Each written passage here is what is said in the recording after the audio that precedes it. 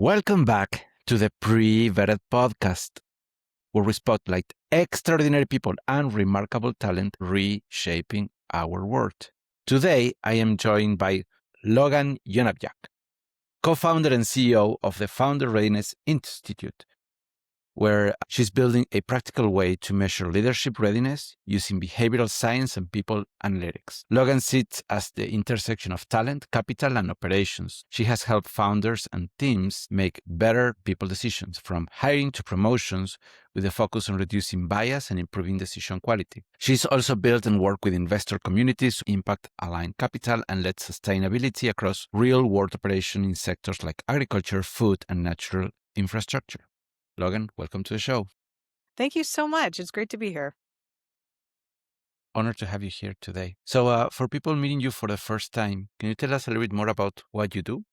Yes, absolutely. Well, I like to say in simple terms, I solve people problems. I think we're really not necessarily, as a society, I don't know that we're as focused as we should be on this concept of leadership readiness or capacity. And that's what we're really measuring with our technology. I can get a little bit more into that. But why I'm passionate about it is we have a more complex market than ever. Everyone's talking about AI. Everyone's talking about what it's going to do to the job market. I think those who have the ability to hold complexity and work under pressure are going to be those who are able to continue to evolve in this job market. And so I think our capabilities are more important than ever. And I'm just really passionate about spreading the word and talking about leadership capacity and readiness in workplaces. Right. We can get a little bit more on how AI is affecting hiring, because I think it's an important topic. But before we get into that, can you tell us a bit more what do you mean by better hiring outcomes? Yeah. So I think what we're trying to do is think about future probability rather than past performance. So a lot of hiring strategies focus on someone's credentials. It starts with the resume. It could start with an intro call. Like, what have you done in the past? What does that look like? Where'd you go to school? What jobs have you had? That's not necessarily the best predictor, especially at higher levels of an organization, as to whether the person's really ready to carry more complexity or pressure. And so just because someone's done a good job as a technical analyst or they've been kind of at a more technical level of their own development doesn't mean that they're ready to really lead in the capacity of complexity and pressure. And so what we're trying to do is help hiring managers better understand someone's developmental capacity so that they can hopefully predict better future performance. Right. Yeah, I think that there is some value on checking past performance or past credentials, right? Because that's how we've been doing it for many years, right? The way that I explain to a lot of people what's a university degree. It's a piece of paper that says you achieve all the checkboxes, so we can say you have a degree, right? I mean, there's value in it, but my ironic comment for that is that at the end of the day, it doesn't prove that you have the knowledge and the abilities, just proves that you were able to go through the circuit that they put in front of you, right? Yeah, and sure. And I think that people are questioning in many cases whether broad liberal arts degrees are actually as valuable as they used to be. So there's a lot being disrupted in the traditional models of preparing people for leadership. But I think what our capabilities do and what we're assessing people for is that developmental capacity. So their ability to think, behave, and act under pressure and under complexity over time. Right. I've been asking around about how AI is changing hiring, because I've seen a few things. One is that when you have a candidate, now you don't know how much is using AI as crutches or how much is using it to augment their capacity, right? The way that I explain it is I can see for myself if I'm asking AI how to do something that I don't know, right? Or if I'm leading, I know what I want to do. I have the vision. I'm driving. I'm just using the AI for the syntax or for the, so I can put ideas. I want to write an email. I can put the ideas into it and I can tell the model, help me rewrite it in a better way, right?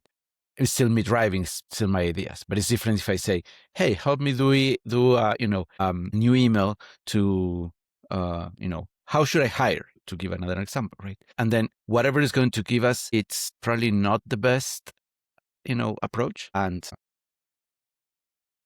some people told me at the end of the day, that doesn't matter because what matters is the outcome. But my concern is, yes, but how do you know what that person doesn't know, right? And if he doesn't, and if they don't have the experience of doing it themselves, and they're over rely on the tool, then are you hiring the agent or are you hiring the human? Well, I think the expertise part is still incredibly important. Like you need someone with, I've had this experience myself. I was using AI the other day for some marketing strategy, and I am not a marketing professional by trade.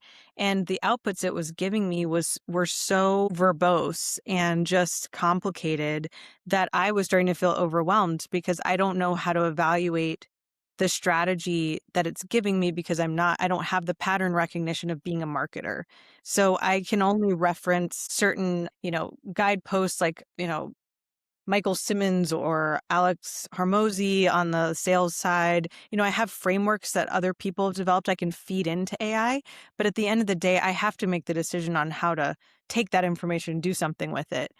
So I think there's still the technical know-how and ability to read the AI outputs and know how to talk to it. That's an incredibly important skill set. What we're saying is you also need the capacity in yourself as a leader to be able to stay centered amidst all the information and tools coming at you, to stay emotionally relational to your team, to make sure you're having empathy for others, to make sure that you're coachable so that you're taking in feedback from the market, from stakeholders. So all of these what we call constructs are still incredibly important to be able to stay centered, focused, and effective amidst this big, rapid innovation change that we're experiencing. So I definitely want to underscore, the technical know-how is still very much required in handling AI. Like it's leveling the playing field, but you still need a lot of expertise to read and know how to interact with it. Right. I think that the being able to leverage, being able to assess, to have the criteria of what's useful, what's not, I think that becomes important. But the paradox that I'm finding is if we over rely on the tool, then how do we gain that experience? So people that has that experience becomes much more important, right? Yeah. So I think what we're going to see and what we're seeing in companies, some companies are taking this to the extreme and going through a huge culling process and kind of trying to make it's an AI forward company with almost no human involvement. Others it'll probably be a couple years before they figure out what they want to do. But I think those who know how to handle complexity and pressure and have systems within themselves to enable them to operate at a high level will succeed in this upheaval that we're experiencing. And so that's what we're advocating for is like, we want to be able to read the developmental capacity of those leaders that are going to stay in these companies or who are going to be hired or promoted into positions. Right. That's very interesting. So how do you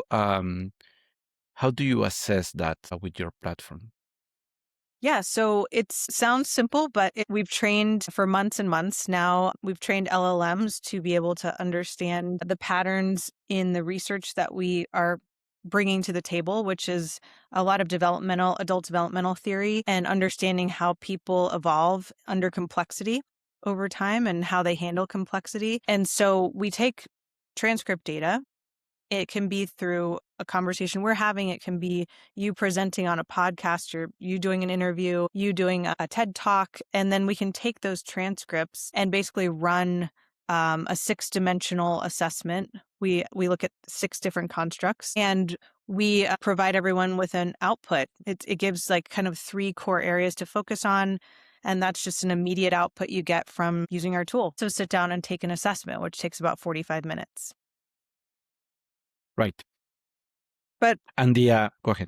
at the core, we're looking at how people construct sentences and how they speak about themselves from different perspectives and vantage points, and the types of examples they're bringing in from the open-ended questions, at least on the assessment side, we're evaluating the complexity of their thinking and their ability to hold a lot of different perspectives at once.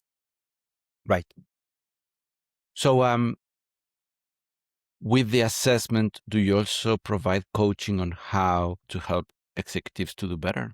Yes, we have a coaching report that comes with the assessment, and groups can hire us to continue to evolve that individual. We're also working with some AI automated coaching groups just to figure out some tools that people can just leverage on their own. So it depends on how people want to engage with us, but we have a number of vertical development coaches on staff to support companies. I think that's amazing because now with that, you give people a more clear path on how they need to improve and what are the necessary steps they need to do to upskill and do better. Yeah, and why is this different? I mean, a lot of people have asked me, well, there's a lot of personality assessments and tools out there. Well, most of those are dealing with your personality, which is your preferences, and they're often self-reported. So it's you doing a multiple choice or a fixed choice response. And this is a third-party assessment. And so it's coming from as objective as we can make AI, an objective standpoint, and it's open-ended in that we're not asking specific you to like forced choice or multiple choice. So it's hard to game. And at the end of the day, you get an outcomes-based report that's very actionable instead of just a PDF you download and say, okay, so your communication style is this, or you're very conscientious as a person, or you're more of an extrovert. Like there's really no developmental roadmap associated with a lot of those assessment tools. And I used to read about people doing ABC, ABC, ABC, ABC on multiple choice. And Yeah. it's good enough, right? It usually works, right? I wouldn't, Yeah. yeah, it depends. I guess if you're doing it for work, I wouldn't want to confuse my colleagues too much, but that's funny. Yes, I've heard that approach for multiple choice in growing up and stuff for multiple choice Right. tests. Yeah, and I understand where it comes from, but it's an imperfect evaluation tool, right? So I'm interested to hear that now with AI we can build a more thorough evaluation tool. Well, you can build a more thorough evaluation tool, and it's not only about we have 100% of this score, which percentage you are. What you can provide is more of a exploration where there's no definitive limits on Yeah, it's a how much you starting can point improve. for a developmental journey. It's really exciting. I feel like Right. it's a roadmap for a more structured roadmap for how do you grow as a person. And so we're pinpointing markers and skills. There's also skills associated with each level of development. Which skills do you need to be an effective leader, at these different levels? And what does it take to get to the next level? It kind of, I mean, we humans we're hierarchical, we like to pinpoint ourselves against our peers and whatnot. It creates more of a system we can look to actually grow rather than just compare ourselves with communication styles, et cetera. And Right. something else I think is really valuable to bring up because it's something I've been thinking about a lot is unbiased decision making. How can AI augment human decision making, which has its biases? We all carry patterns from our past or preferences that we have about people. There's many research studies on this, but how people tend to feel more alignment with people who are more like them. This goes back to like tribal, in our prehistory of humans. So I'm not saying anything controversial here, but I think that there's different parts of us that weigh in on deciding whether someone's a good fit for our team. And with AI, we can help mitigate some of those biases and help show and showcase someone's developmental capacity in a more neutral way and say, okay, listen, this person might not have gone to the best school, but they overcame a lot of adversity and they're very coachable. Or this person's really good at pivoting under pressure. Or this person's great at building teams. Like you might not have known that just out of the gate talking to them in a cursory interview, but we're showing you the developmental patterns that show up in our assessment. And just because they talk fast and they're charismatic doesn't mean they're going to be a good leader. There's all these factors that I think hopefully we're hoping to advance the way that teams are built and have a more unbiased way of constructing teams and leadership. Right. Right. the bias, whether they are intentional or not, it happens, right? It happens. Right, right. And it's a biological fact that we've been carrying in our, I don't know if they're in our genes, but it's, it's probably, yes, there's some of that. Um, and it's hard to, um, you know, be conscious about that. Even if we are, it's hard to not be biased. So, And especially as people get busy, they just kind of divert to what's easier. It's easier. This person feels more like me. There's more familiarity here. Let me just go ahead and bring them on because that just feels like a simpler path to take. And so a lot of these are logical decisions, I would say. I wouldn't say that people are a lot of people aren't thinking maliciously when they're like making these determinations. It's just more kind of patterns and behaviors they're used to. And so one of the things we do with just an assessment, for instance, we do a one-way video interview. So one bias that we're mitigating out of the gate is mirroring. So some people are very good at mirroring other people's emotions. So they're able to sort of match the tone of the person they're talking to, and that makes the other person feel more comfortable. With this video interview, we scrape that out because they're not talking to anyone, and then we just take the transcript data. and the transcript data doesn't have emotions in it. We could add that eventually, but right now it's just the sentence structure and what's showing up in the way they talk. Right, right. Yeah,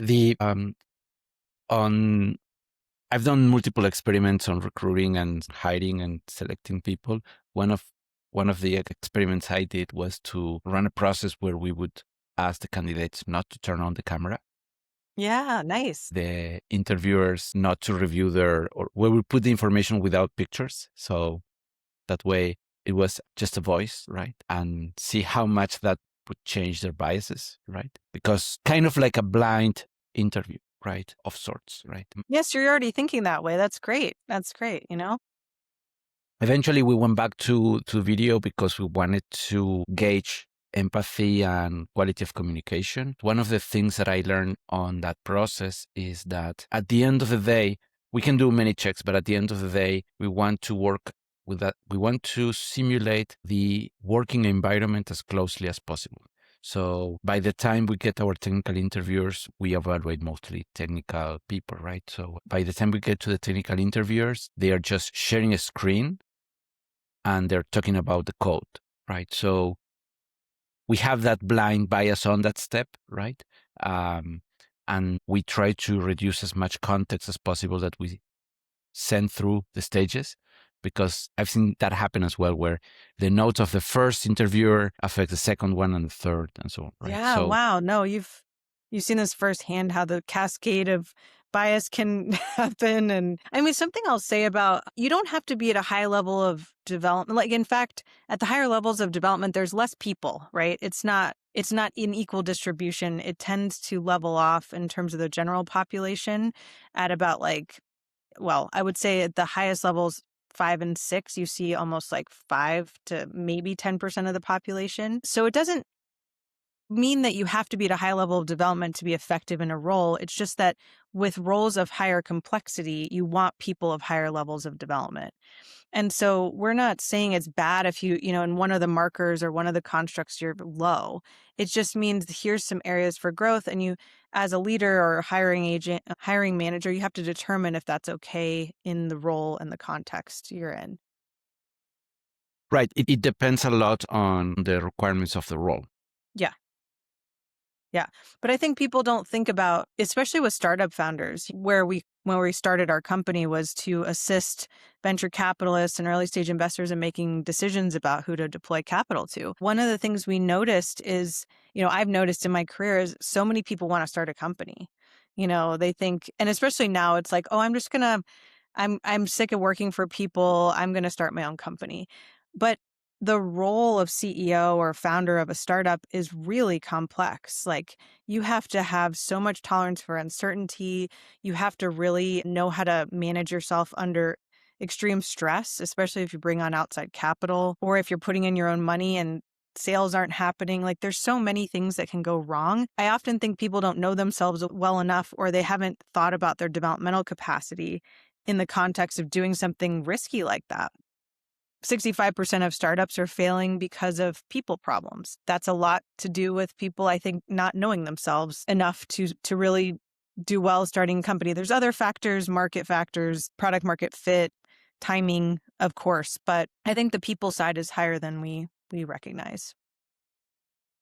Right, right. And it's easy. It's greener on the other side of the fence, right? So it's easy on a corporate job to say, I want to build a startup, but then they don't realize how much complexity there is on that other side, right? Yeah, and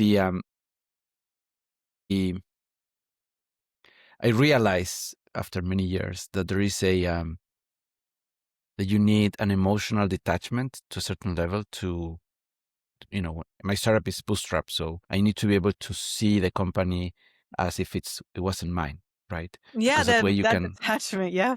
right? It's like you want to Because be that way, enthusiastic but detached. right, right. Because if you are too much emotionally involved, it's your baby, it's your, it's part of your identity. So whatever happens to the company, it's, it becomes too personal, right? So being able to detach yourself so that way you can see it in a much more objective way, it becomes more important. Well, and it's be interesting, like I don't know you very well, but it's interesting to think about your best day and worst day.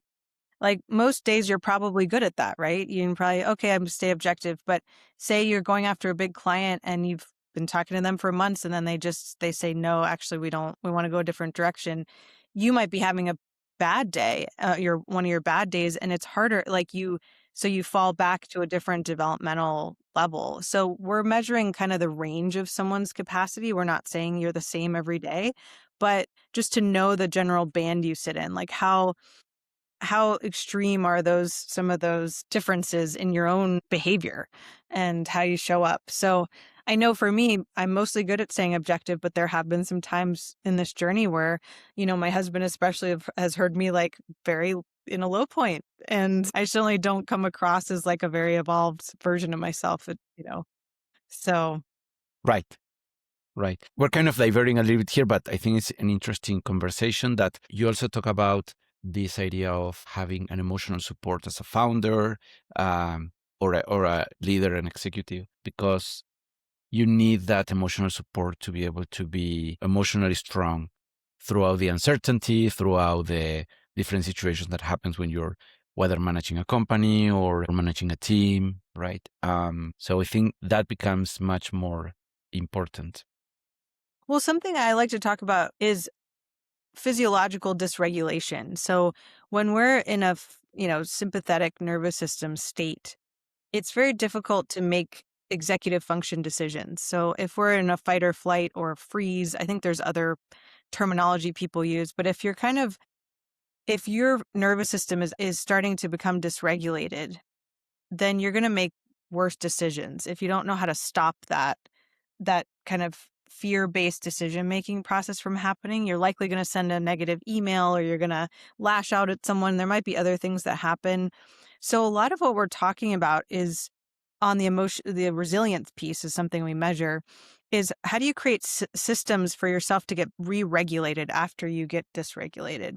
So I think people overlook these things, but breathing, calling someone you care about who can talk you off the ledge, just simple walking, just creating habits for yourself that really enable you to stay in that, to get back in your parasympathetic nervous system state. But this is physiological stuff. Like people think of it as soft skills, but these are like core self-management techniques that we all should employ more, especially if you're taking outside capital, people are investing in you. And there's a risk associated with you and you falling apart. Right, right. And the higher the stakes, the more, the emotions are on the edge. Yeah. Sometimes I think about these things as, when I was watching a movie about, I don't remember the movie, but it was about an addict, a gambling addict, right? And how much those emotions were getting him into I gamble more, and then he Yeah. gets into a lot of debt, right? And you can see how the emotions go to more and more extremes, right? Until everything blows up, right? So, I mean, I understand it's a different situation, but it's the same that the stakes get higher. It doesn't matter which stage you are on which, whether it's a corporation, whether it's a small or big startup, right? Whether it's a startup that it's going smaller or going bigger, right? Either you get a lot of emotional, the problems are going to come in, right? Faster than you can handle them, right? So can you handle that stress, right? That becomes the issue, right? And being able to make the right decisions. So I think that, I have my wife co-founder. She's my rock. She's amazing. And a lot of the times when I have these stressful situations, or I go with her, and she helps me process my Yeah. emotions, right? No, it's good to have somebody in your life that can, for me, my husband and then my co-founder, because he's in it with me and understands the business through and through. So just being able to talk, that's why I think co-founders, it's actually really beneficial to have a co-founder when you're doing a startup. I think the solo founder, kudos to people who do it. I think it's one of the hardest things you can do alone. So I've been really blessed with an amazing co-founder. Right. Because then you can lash out, you can be emotional, you can be whatever, within that your inner circle, and then you act gracefully through all those situations. Yeah. Right. Yeah. That's the goal. Right. Right. So let's talk a little bit about promotions. What do you think are the biggest biases you've seen on promotion and performance reviews? Yeah, without making it too complicated, I think we're still seeing some of the same issues of the past performance. Someone thinks, oh, this person's been really successful in a sales role, or they've been a good coder. Maybe they'll be a good manager. And I heard a stat recently. A contact of mine started a coaching company, and he said that he's targeting managers at corporate environments who have less than 1% of managers receive some sort of coaching to be a manager, like to actually manage people. And I don't know where he's getting that stat from, but it was very striking to me, even if it's 10%. I think that not equipping people with an understanding of how to manage other people, because that's what you do as you move up the ranks often. So I think a lot of hiring or promotion decisions are there's a risk there of like making this leap of this person's really good technically, or they played a functional role. They're going to be a great manager and great strategist and great leader. And again, you're starting to see that if you're going to be a great strategist, you're probably better with complexity and seeing the big picture and managing a lot of multiple inputs and staying objective. And so that's where you start to see the need for something like what we have. And then I think, with the context of depending on the role, I think promotional decision making is sometimes it's 360 reviews are relied on in order to get insight from team members about an individual's performance. But those are often very biased, and people don't feel comfortable giving like their true feedback on a person. So I think a lot of the times the way that managers or people promoting get information about whether someone's going to be a good fit, it's just missing a lot of the capacity dimension that we mentioned. Right. I've seen different approaches to performance reviews and promotions. One of the most common arguments for promotions that I've seen is, particularly in Latin America, and I heard there's something similar happening in Philippines, where the culture is about tenure, right? Every year they expect a salary raise, right? Because I've been here another year, right? Oh yeah, okay. Initially, we kind of bought that idea of, well, yeah, you've been another year. That means that you gain experience, right? Even though I know that, time on the job, you know, um, it doesn't necessarily equate to experience, but it was, good enough. And then the other thing I found is that managers would reiterate the same things, right? So this person is learning English, right? And then the next year, this person keeps learning English, right? Yeah, there weren't like good markers of development. So does that mean that they improved? Maybe not, right? We start changing how we evaluate. On what we do is, instead of activities and effort, Like I'm trying this, right? We turn it into responsibilities, right? Yeah. So I think that's in and of itself is really important. right. Because we had people that would say, well, I want to raise because I went to 5 conferences this year. And we had to split up of, okay, that's great, but that was an activity. It was a task. You finish it, right? An Okay. output, not an outcome. Right. So Yeah. how does that turn into a new responsibility, right? Which is an ongoing activity that you take ownership and you're accountable for the output, right? Then that they can earn a raise based on that. Yeah. I'm trying to paraphrase 20 years of experience Well, I know guiding it's people, hard. right? I know it's hard on these It's hard. conversations. Yeah. I'm like, something that might be illuminating for people is, this is something my dad actually taught me when I was much younger, but I've thought about it a lot in the context of what we've built, because one of the things we look for is what wasn't said. So there's a lot in what someone says, and there's a lot of what is absent in what they say. And so the AI is able to pick out a lot and do like it's called a negative space analysis. And I actually use this when I talk to AI a lot. I'll say, read this report or this email and tell me what wasn't said. And so I think that concept of like a negative space analysis is really powerful. Like when you have a conversation with someone, sometimes you'll leave thinking, oh, that was nice. They said X, Y, and Z. But then you're like, wait, they didn't say this, this, and this. And, or maybe it's they withheld it. Maybe they forgot. Maybe it's just not something they were thinking about. And it doesn't mean the intent of why they didn't say it, but you can at least mark it as a flag of like, I'd like to know more about why this wasn't present in how this person described building a team, or when they talked about customers, they didn't say anything about being empathetic or listening or, these things. And so that is a really salient, if anyone, I think that's a really important thing just to underscore. That's interesting. Yeah, I haven't thought about it that way. I think it makes complete sense.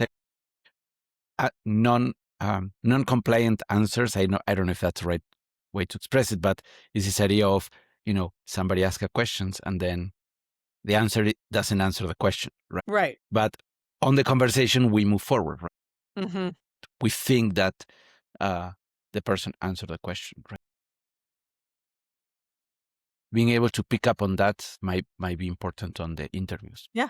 So, I mean, it's a tip that you can just use in your own conversations with AI. I found it really helpful in digesting emails or just a news article, like what wasn't talked about here. And so, and also just, I think there's just different ways to frame in conversations, like what someone's speaking about and how they speak about it is a pattern in their own mind. And so how reflective are they of their own shortcomings and strengths in their own conversations? Like how much do they talk about their own self-awareness? I think those are important markers too. Some people never talk about their growth or things that have challenged them, or they talk about, the facts, or they talk about very concrete experiences they've had. But I think that self-reflectiveness is also really valuable to tune into. Right. I learned from this. This happened and I changed this, Yeah, we when we interview, we ask a lot of behavioral questions to try to pick up on that, lessons learned, because usually people present their best profile, but we also want to dig on what mistakes and what insights they learned, because that's part of the experience, right? And then the other thing we do on our interviews is we do a back channel reputation check. In Latin America, you don't have this complete work history of people as you would in the US, right? So, I mean, you can run a background check in the US. There is no official background check process Really? in Latin America. Okay. You can check if a person has some criminal record, but that's about it. Wow. Well, these are important cultural understandings and insights and differences. Yeah. So with the I call it back channel reputation check, which is basically going through people that know people that, eventually we know somebody that knows that person. Yes. That because that reputation check becomes much more important than what we see on the CV on the behavior side, right? We can understand. So we dodge some bullets with, amazing talents that are technically sound, or they're amazing technically, but on the emotional side or the cultural fit or ethical side, we've seen some holes that we'll rather not move forward with the hire. Yeah, no, of course. I mean, there's tools coming out to like do aggregate reference checks. And I mean, there's all sorts of, we're in this age of like, information transparency is becoming more prevalent. So I think that's a good thing for situations like that, where you just really, you might have a hunch something's off, but then you just can't find anybody to speak to this I think it's a good thing that we're getting more transparency, but at the same time, the volume of information and are we asking the right questions? It's like, that's, I think, where. Right, right. So can you tell us a little bit more about what signals can tell if somebody can execute under pressure? Yeah, I mean, in terms of the purposeful agility, In that's one terms of of, us. Yeah, we have six. So we measure six kind of core constructs. There's other things we can measure, but that's what we saw in the research had a positive correlation with startup outcomes. So that's where we started is, high pressure situations and complex situations. But one of the constructs we measure is purposeful agility. And so it shows like how well are you at pivoting under pressure while keeping the mission and goals in mind. So a lot of how we get at that is we ask people questions that will get them to speak about past experiences or how they would likely pivot if a certain scenario came up, or how, if something changed quickly, what they would do. And we could just glean a lot of information about how they construct those responses that lead us to understand their developmental level. And often at lower levels of development, you're seeing somebody who just makes a lot of kind of rash decisions without a strategy. And as the stress mounts, they just continue to kind of flail around and make they just want to make a decision rather than a strategic one. And so as someone evolves developmentally, they're able to remember, this is the strategy where we're headed. This is the big picture. Here's what's on the horizon. And I'm going to like take in this feedback, but then I have the confidence to make the decision myself and not just kind of. So it sounds like, how do you measure that from someone talking for 10 minutes? You'd be surprised. And that's the magic of what we're. and how can you tell the difference between confidence and real capacity? Well, yeah, that's a very good question. I think I feel like my co-founder would have a much better response to this, but I think confidence shows up in often people making decisive decisions. Someone who is confident in themselves and feels good about the way that they've made decisions in the past.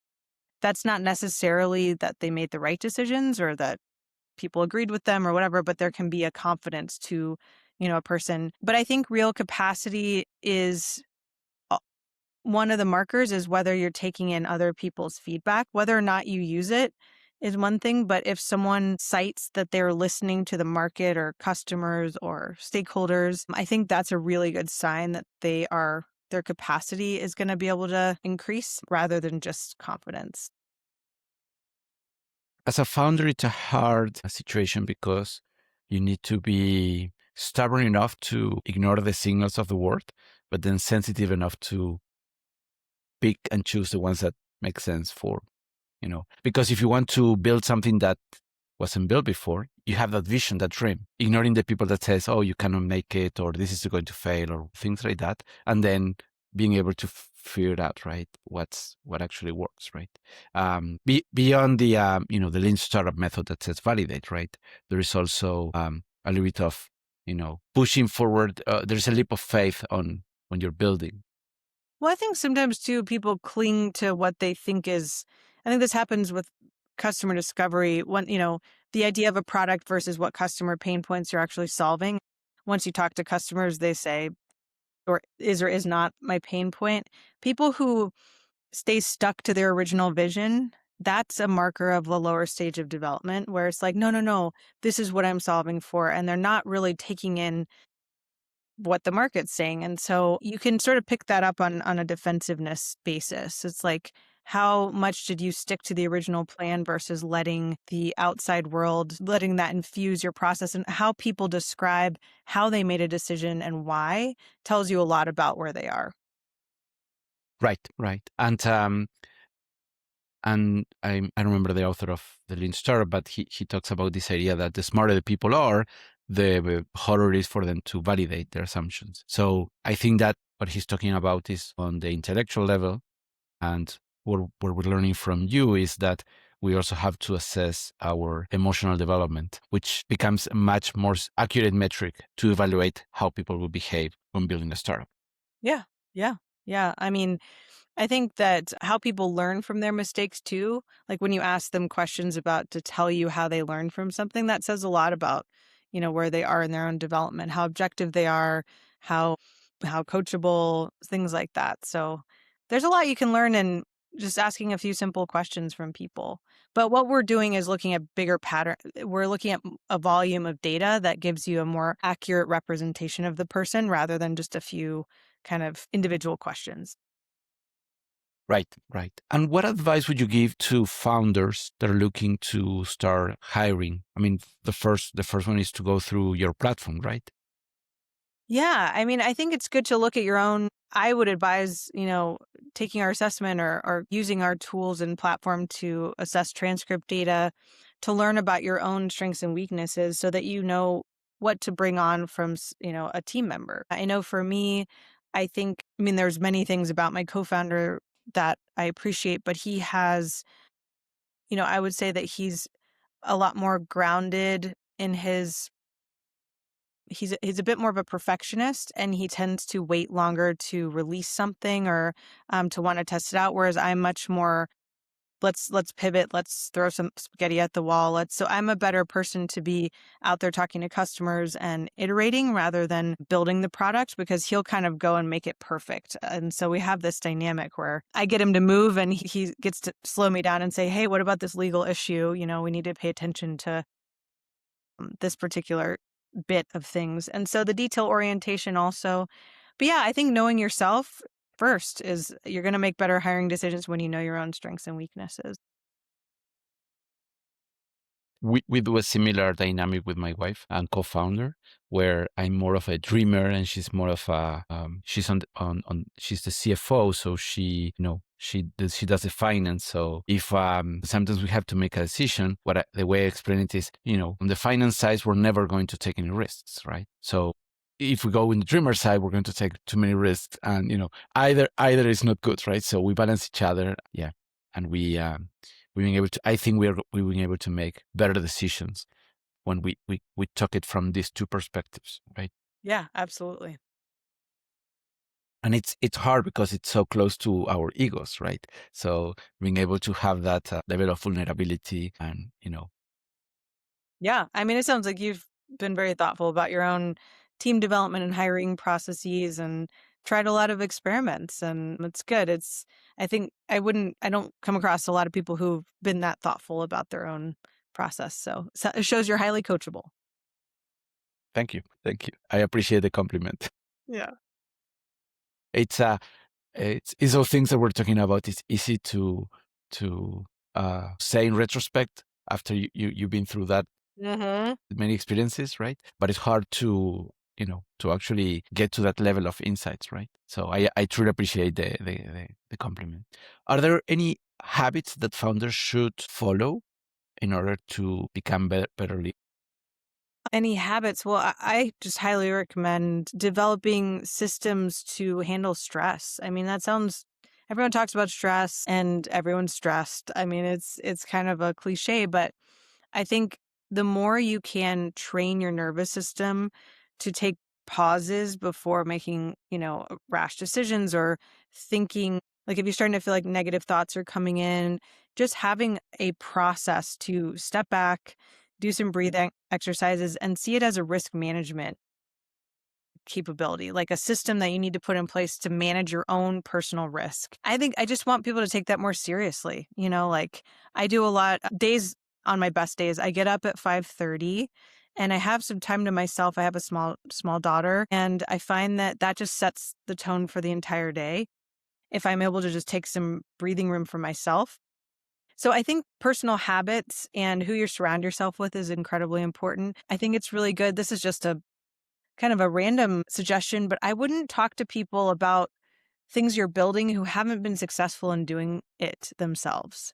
I think sometimes when we talk to familiar people in our lives and they may maybe not have done a startup or they don't know how to do sales or so their advice is only as good as their perspective. And I like if you're building something and it's tender, it's in that beginning phases, you want to make sure you're surrounding yourself with people who know what they're talking about.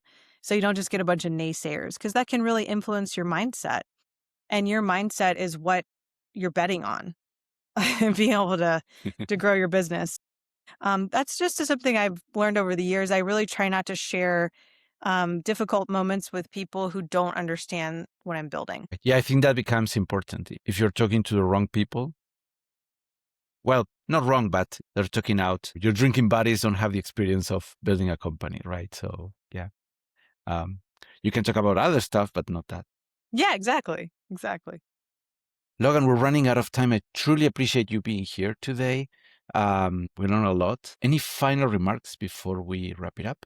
Thank you for your interest. I think this is a very important topic and so timely. I think AI is just such an exciting time, but we all have to stay grounded and centered and remember that leadership capacity and readiness are factors in the equations.